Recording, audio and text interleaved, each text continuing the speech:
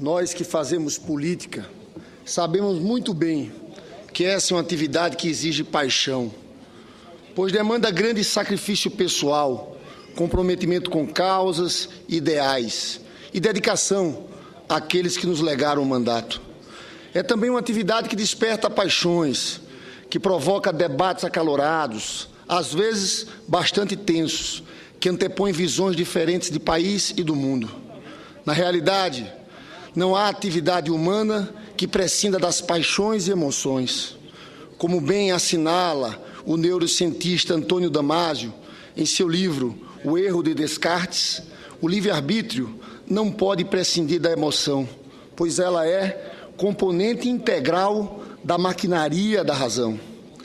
Questionamos a validade intelectual das paixões porque, presos à dissociação entre razão e emoção, herdeira de Platão e Descartes, ainda tendemos a ver as paixões como uma manifestação inferior da atividade mental e não como parte orgânica do processo de interpretação do mundo, especialmente do mundo social em que vivemos e interagimos.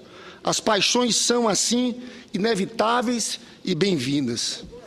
Mas há paixões e paixões. Como em qualquer atividade humana, os políticos podem ser movidos por diferentes paixões e sentimentos. Há os que são movidos pela esperança, pelo desejo sincero de mudar para melhor a vida das pessoas. Há os que são tocados pela solidariedade e pela incapacidade de aceitar passivamente o sofrimento do outro. Há ainda os que são movidos pela fé e aceitam a política como uma missão destinada a fazer o bem. Esses são, em geral, bons políticos, independente da corrente ideológica a qual se filiem. Podem, é claro, errar, e frequentemente o fazem. Podem também fazer escolhas políticas equivocadas em algum momento da sua trajetória, mas normalmente preservam a sua capacidade de diálogo, a sua capacidade de representar interesses legítimos e articular distintas forças políticas. São, assim, políticos que contribuem para a democracia e as instituições. No entanto, há, por outro lado, políticos que às vezes são movidos por sentimentos menos nobres. Pode haver, por exemplo, aqueles que são movidos por interesses egoístas, personalistas, ou aqueles que se dedicam à defesa de alguns privilégios em detrimento da maioria da população. Apesar disso, não são políticos ou forças políticas que causem dano expressivo à democracia. Há ainda, contudo, aquelas forças políticas ou políticos que podem ser movidos algumas vezes somente pelo ódio e ressentimento. Nesses casos, não se procura a construção de alguma política, equivocada ou não, a consecução de um objetivo, meritório ou não, mas apenas a destruição do outro, a eliminação das alternativas, a derrubada de um projeto, sem a preocupação de colocar algo viável em seu lugar. Nessas circunstâncias, ocorre a inevitável deterioração da democracia e suas instituições, que pode resvalar, em casos extremos, para o golpismo. Em todos os casos, porém, gera-se um ambiente de intolerância antidemocrática. Pois bem, senhor presidente, felizmente no Brasil de hoje, parte da oposição e da mídia conservadora assumiu de vez e irreversivelmente a feição de uma direita anacrônica, reacionária e profundamente intolerante. Cada vez mais atrai o que há de pior na política nacional, fundamentalistas, membros da TFP e até mesmo nos ataques do submundo da internet, indivíduos que pertenceram à juventude nazista e a órgãos de repressão da ditadura. Criou-se, lamentavelmente, uma espécie de Tea Party tupiniquim, uma nova e raivosa UDN, que, sem um brilho retórico de Carlos Lacerda, julga ser sua missão destruir aqueles que vêm mudando a injusta ordem política e social do Brasil. São forças políticas obscurantistas que exalam o ressentimento de uma velha elite que vê alarmada a ascensão de novas forças sociais, que perdeu o poder e tenta reconquistar a qualquer custo. Essas forças, senhor presidente, são movidas somente pelo ódio. Não dialogam e não propõem nada. Não têm ideais, não têm projetos, não pensam futuro, não contribuem para a democracia brasileira. Apenas olham com ressentimento para o passado perdido e dedicam-se, com ardor fervoroso, a odiar aqueles que constroem, com êxito, uma nova nação bem mais próspera, justa e soberana que as que eles legaram. De fato, senhor presidente, basta uma passada de olhos por alguns grandes jornais e revistas semanais, certos setores das redes sociais, para sentir o pulso errático e acelerado desse ódio visceral e virulento contra o PT e o seu governo. É um ódio denso, pesado, que relembra a raiva anticomunista da ditadura, o horror antidemocrático do macartismo. É um monstro político que parece sedento de sangue. Mao Tse-tung costumava dizer que a política é uma guerra sem derramamento de sangue e que a guerra é a política com derramamento de sangue. Pois bem, parece que essas forças estão envolvidas não no exercício democrático da oposição, algo inteiramente legítimo, mas numa verdadeira guerra de extermínio contra o PT e o seu projeto político. Uma guerra no qual vale tudo, uma guerra no qual não há mais limites para o que se pode fazer ou inventar, com o intuito de agredir pessoas que participam do PT ou do seu projeto. Uma guerra na qual qualquer condenado, qualquer criminoso pode almejar uma heróica redenção, se dispuser a acusar políticos do PT. E nessa guerra de extermínio, o alvo preferencial, o alvo maior é Lula, o grande ex-presidente do Brasil. Lula representa tudo que eles mais odeiam. Lula é aquela pobre criança do sertão nordestino que devia ter morrido antes dos 5 anos, mas que sobreviveu. Lula é aquele miserável retirante nordestino que veio para São Paulo buscar, contra todas as probabilidades, emprego e melhores condições de vida, e conseguiu.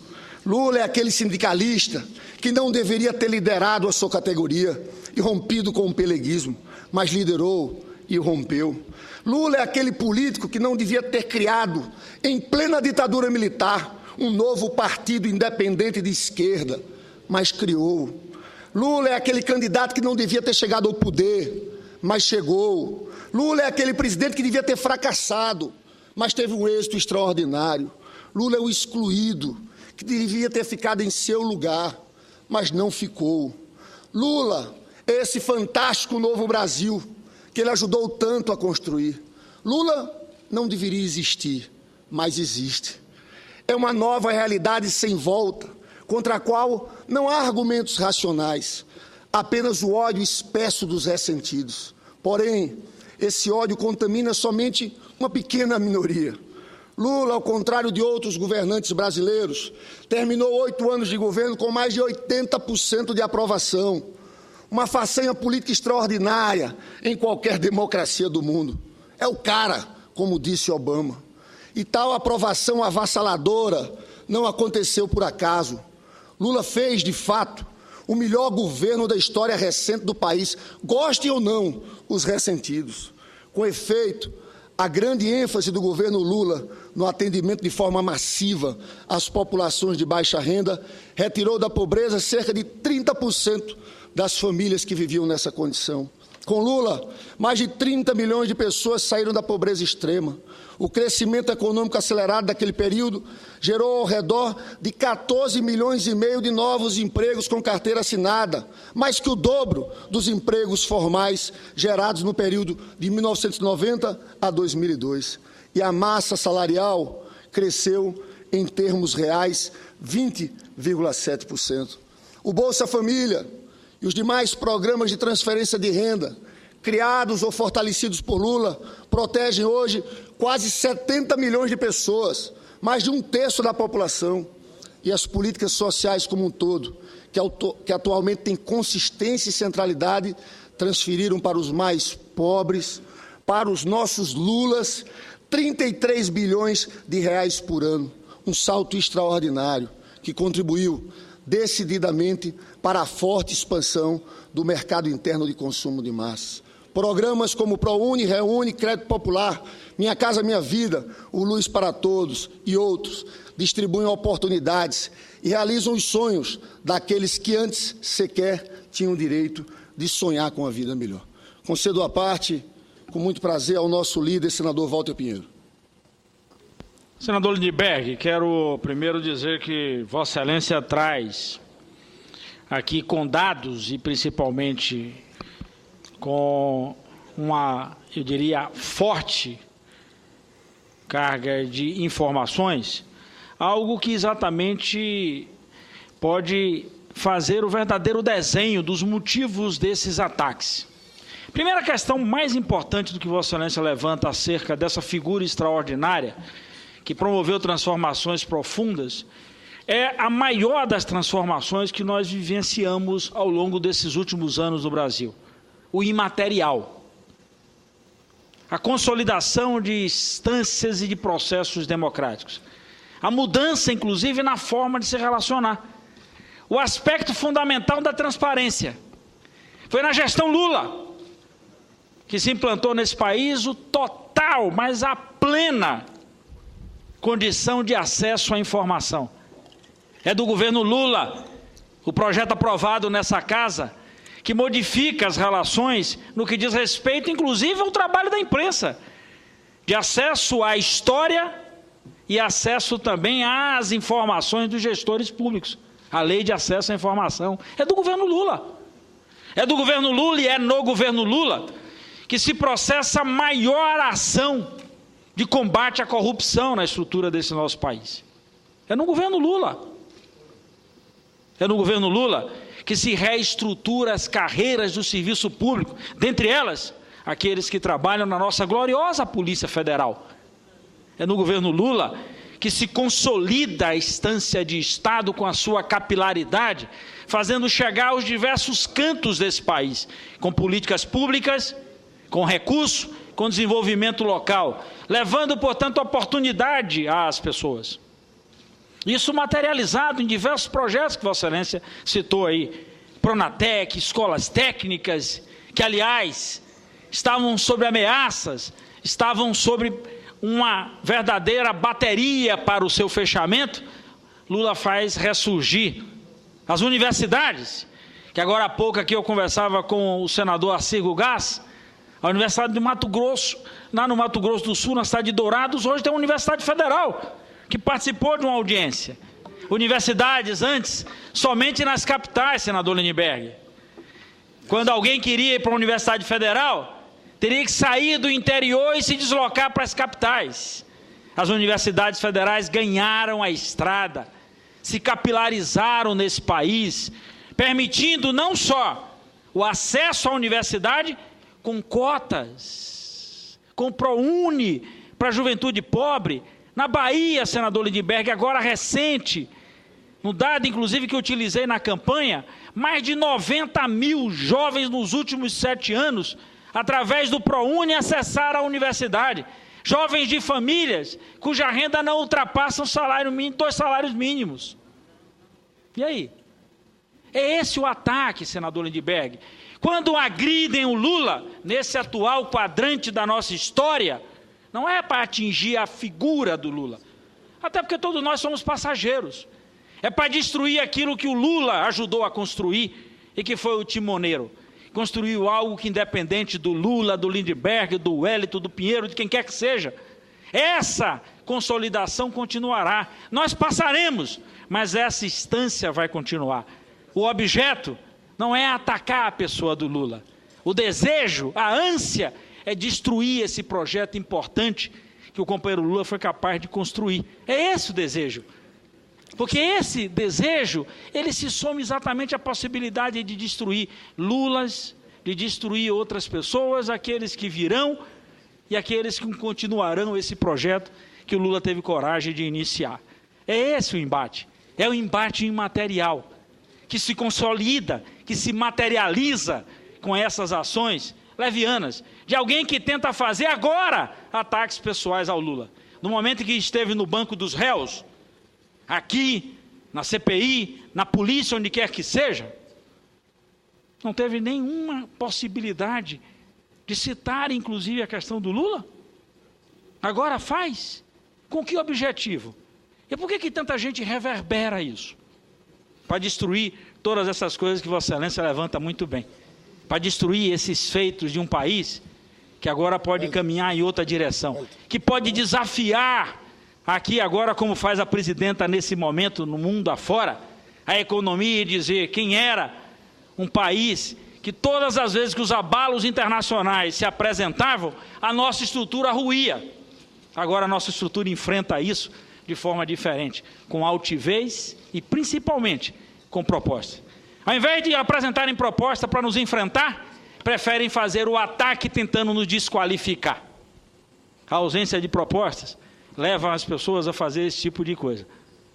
Mas a sociedade, além de atenta, a sociedade hoje, ela é muito mais bem informada, exatamente porque diversos mecanismos de transparência e de acesso foram consolidados para que a sociedade passasse a ter um maior nível de participação, um maior nível de controle e um maior nível, inclusive, de acompanhamento. É essa obra imaterial que eles tentam atacar. Mas aí, a história, como diria ali o livro do velho Fidel, a história nos absolverá. E a história terá a condição de apontar exatamente, né, quais são os feitos e, ao mesmo tempo, uma estrutura consolidada que não será de forma nenhuma desmontada com esses ataques pontuais. Eu agradeço muito a parte de Vossa Excelência e diria que esse a parte é mais importante que o meu pronunciamento. Por tratar Vossa Excelência, o líder do nosso partido aqui desse Senado Federal, nos liderou esse ano com muita firmeza, com muita clareza. Então, eu agradeço muito. Eu acho que esse acaba sendo um momento muito importante para a nossa bancada, demonstrar todo o nosso apoio a essa figura que nos lidera há muito tempo. Não só a nós do PT, mas uma parcela grande da esquerda nesse país. Há muitos brasileiros que encaram e acompanham o presidente Lula há muito tempo. Eu passo agora para o senador Wellington Dias, nosso representante do Estado do Piauí, ex-governador. É um prazer conceder a parte a Vossa Excelência. Com prazer, senador Lindbergh. Primeiro, para dizer do orgulho em ver Vossa Excelência fazer um pronunciamento com tantas informações. Estava aqui viajando no tempo, ouvindo aí os levantamentos, os dados que Vossa Excelência nos traz. E é exatamente isso que está sendo atacado. Luiz Inácio Lula da Silva representa um projeto que tem um nome, e tem no nome que o presidente Lula adotou, um Brasil para todos, um Brasil para todos. Claramente uma diferença muito grande. Nós tínhamos um Brasil para poucos, e o nosso caminho é um Brasil para todos. Agora, com a presidenta Dilma, deixa mais clara ainda a nova etapa. País rico é país sem miséria. Nós queremos um Brasil rico, que cresça, mas nós queremos que isso aconteça para todos. E o primeiro grande desafio colocado agora, liderado pela presidenta Dilma, é que a gente não tenha a condição de conviver com essa vergonhosa situação de pessoas vivendo na miséria. Erradicar a pobreza, começando pelos miseráveis, é algo que já acontece. Então, se uns ganham, e são muitos, tem ideia do que é a gente caminhar para uma ousada tentativa de ter um país rico, mas com o salário mínimo de um país rico, dividindo via remuneração, via renda, a condição, fazendo o bolo crescer. A queda de juros, a queda de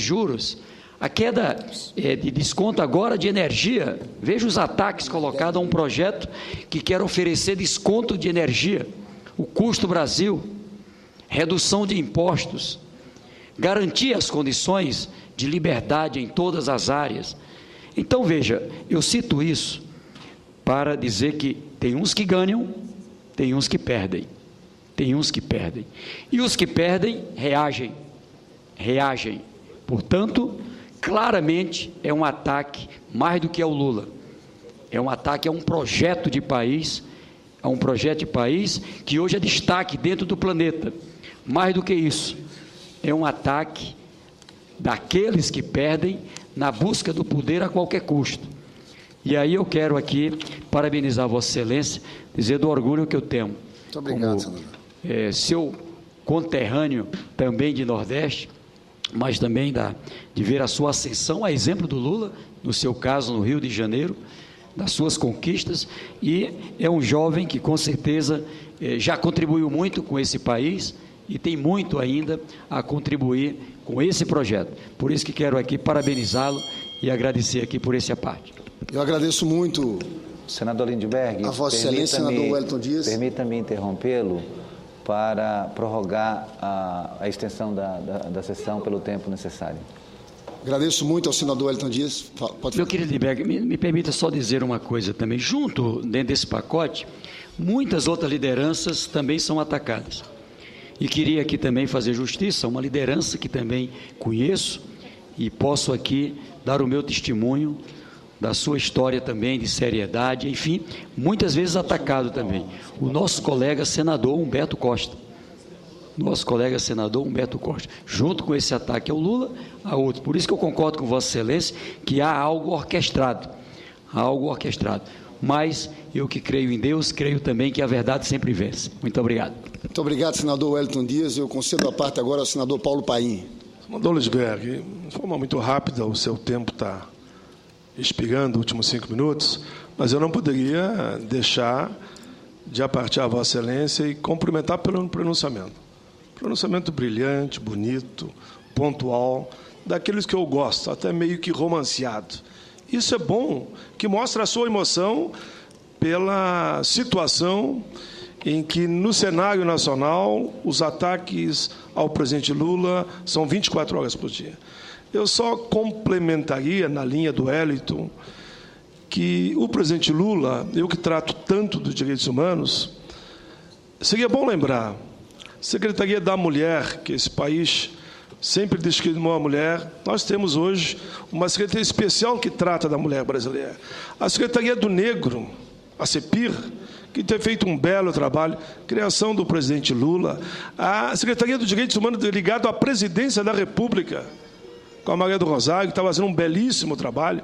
Eu poderia lembrar aqui do salário mínimo, que nós peleamos, eu fazia até greve de fome no passado, e na articulação com as centrais, com o presidente Lula, construímos aquela bela proposta que em 2023 vai fazer que esse país, eles também não gostam, vai estar com um salário mínimo na base de $1.000. Eles também não gostam, eu sei que não gostam. Mesmo na questão dos aposentados, permita que eu registre, eu que protesto tanto e brigo tanto nessa questão, mas foi no governo Lula que saiu o Estatuto do Idoso, que saiu o Estatuto da Igualdade Racial, que apoiou o Estatuto da Pessoa com Deficiência, que está agora na última instância. Foi no governo Lula, para terminar, que nós tivemos o único reajuste real para os aposentados, que foi 80% do PIB, que o presidente Lula, antes de sair, sancionou e pediam para ele vetar, porque ia quebrar o país.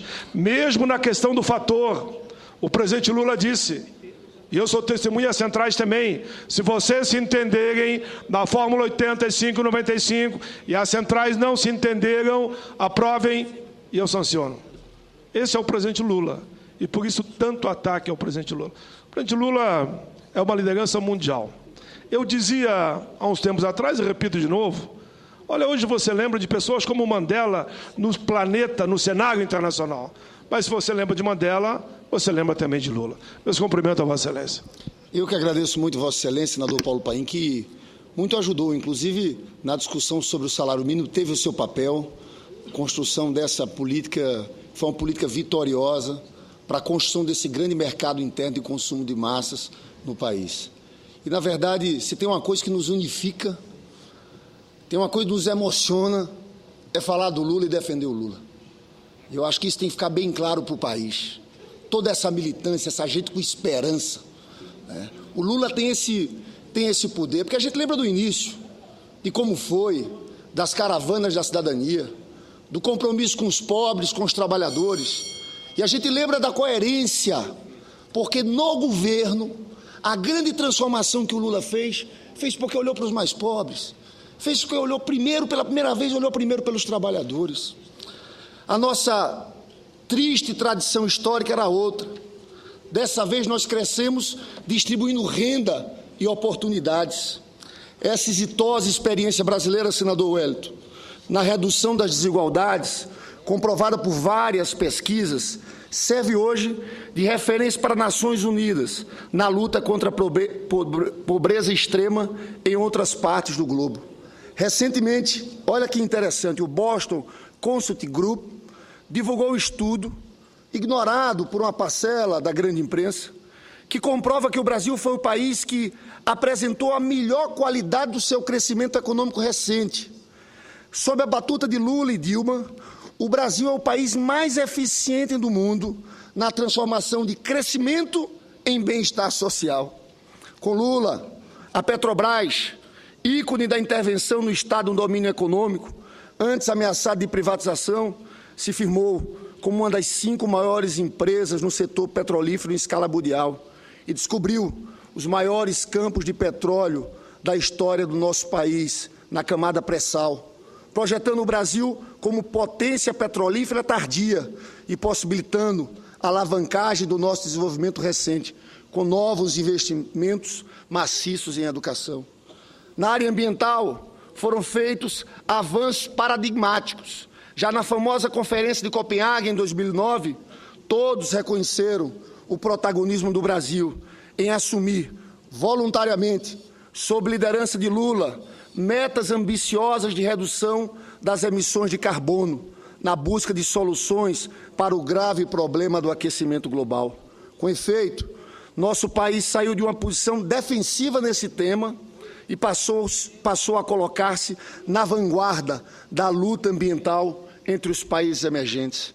Para isso, contribuiu muito a redução drástica do desmatamento na Amazônia e a liderança internacional do país na geração de energia limpa, consolidada no governo Lula.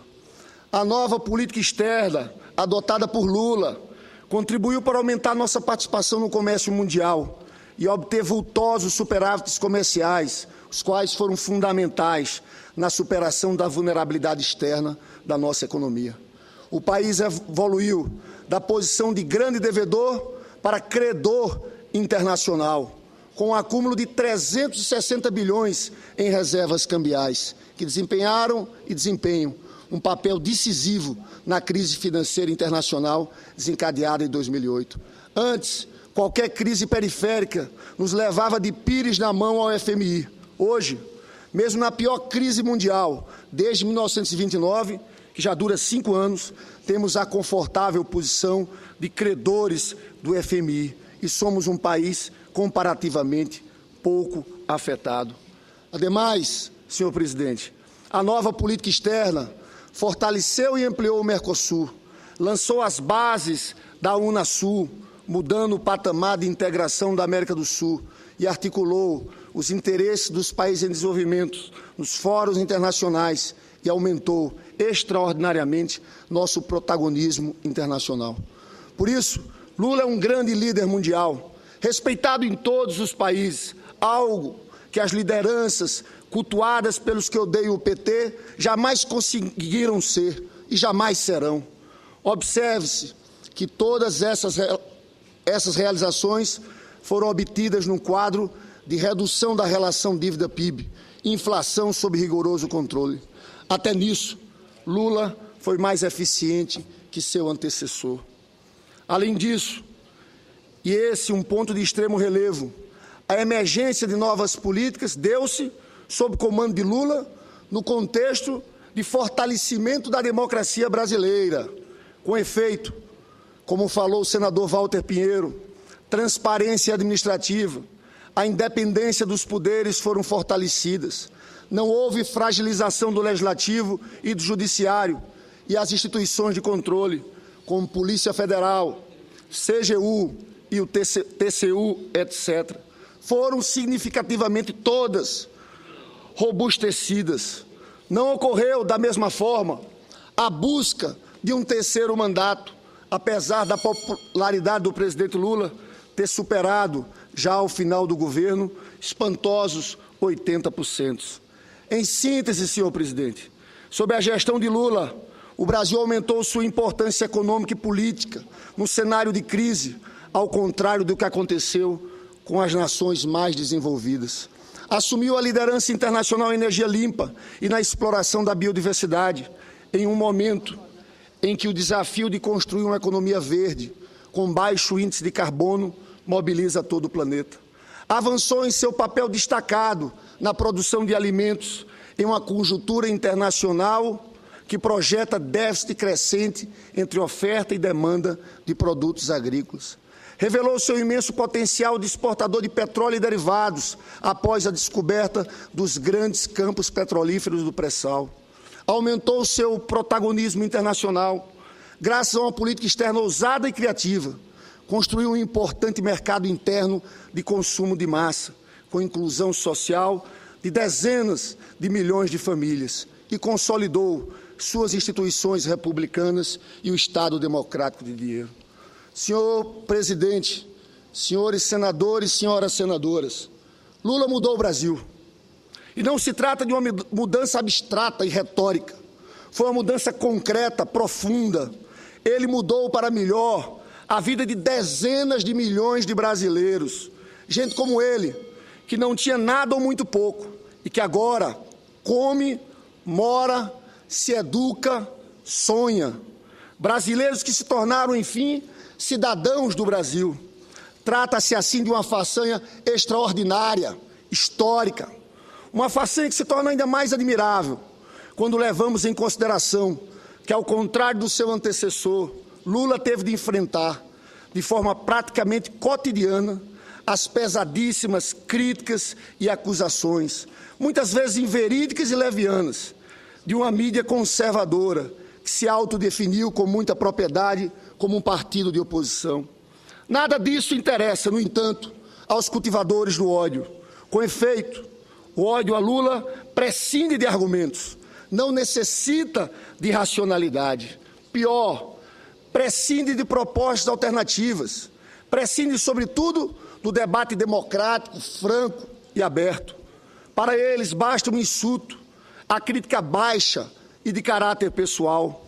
Bastam as calúnias, frequentemente assentadas em suspeitíssimos depoimentos de acusados e condenados. Isso basta. Do resto, se encarrega o poderoso partido de oposição, incrustado nessa mídia conservadora, e até mesmo a teoria do domínio de fato, que nessas paragens tropicais se converteu na tirania da hipótese pré-estabelecida.